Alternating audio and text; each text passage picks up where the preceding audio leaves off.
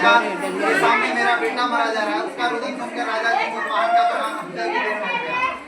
वह तत्काल उस स्त्री के पास गया और उससे पूछा, तुम्हारा बेटा कैसे मरा? बूढ़ी ने कहा, गरुड़ प्रतिदिन आकर गांव के लड़कों को खा जाता है।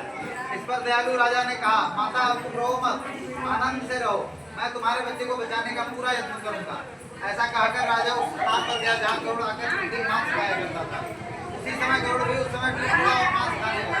जब अतिशय तेजस्वी गरुड़ ने राजा का बायां अंग उठा लिया तो राजा ने तुरंत ही दाहिना अंग सामने कर दिया। यह देखकर गरुड़ जी ने कहा, तुम कोई देवता हो? कौन हो? तुम मनुष्य तो नहीं जान पड़ते। अच्छा, अपना जन्म और कुल बताओ। पीड़ा से जाकर मन वाले राजा ने कहा, है पक्षीराज, इस तरह का प्रश्न बेकार है।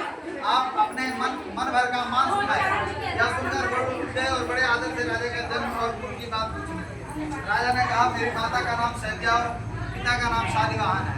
सूर्यवंश में मेरा जन्म हुआ और जीवुत्वाहन मेरा नाम है। राजा की दयालुता देखकर गरुड़ ने कहा, हे महाभाग, तुम्हारे मन में जो अभिलाषा हो वह वर मांगो। राजा ने कहा, हे पक्षीराज, यदि आप मुझे वर दे रहे हैं तो आप वर दीजिए कि आपने अब तक जिन प्राणियों को खाया वे सब जीवित हो जाए। हे स्वामी,